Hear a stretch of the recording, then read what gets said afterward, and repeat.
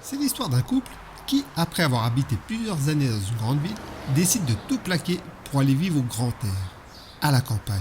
Entre midi et deux, l'homme regarde les petites annonces. Et c'est là qu'il craque sur une maison de campagne typique. Il y a un peu de travaux à faire, c'est vrai, mais quoi de mieux pour prendre un nouveau départ? Il décide donc, tout naturellement, de prendre immédiatement rendez-vous avec le vendeur pour une première visite. En faisant le tour de la propriété, il voit des poules, des canards, des oies, un veau, un agneau, et tout ce petit monde vit en liberté. Au fond du champ, il aperçoit des ruches qui se trouvent derrière la maison.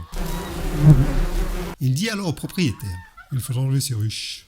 J'ai des enfants, je ne peux pas me permettre de leur faire prendre le risque de se faire piquer par une abeille. » « Oula, de calme l'ami. C'est vrai, les abeilles sont essentielles à la vie.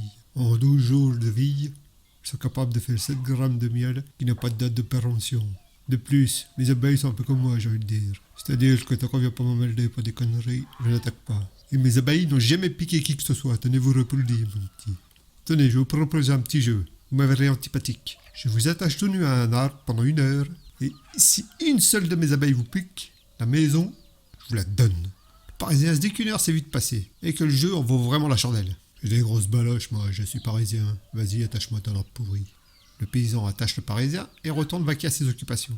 Et sur son chemin, il croise le veau et l'agneau qui sont intrigués par ce qui se passe. 1 heure plus tard, le propriétaire retourne voir le Parisien et le trouve en sueur. Les yeux cernés, tout pâles, la langue pendante. « Oh mon Dieu, elles vous ont piqué. Enfin, vous êtes là. »« Non, non. Je suis vidé. » Comment dire? Alors, les abeilles, ensemble, très, très, très sympa. Il y en a 1 ou 2 qui sont passés voir ce qui se passait.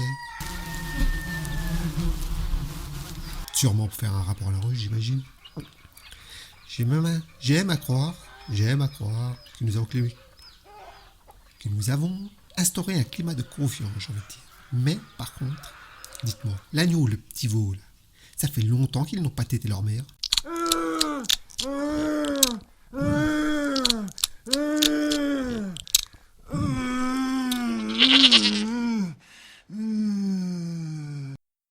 Merci d'avoir passé du temps ma compagnie. N'hésitez pas à liker, laisser un petit commentaire ou vous abonner. Et à bientôt pour de nouvelles aventures.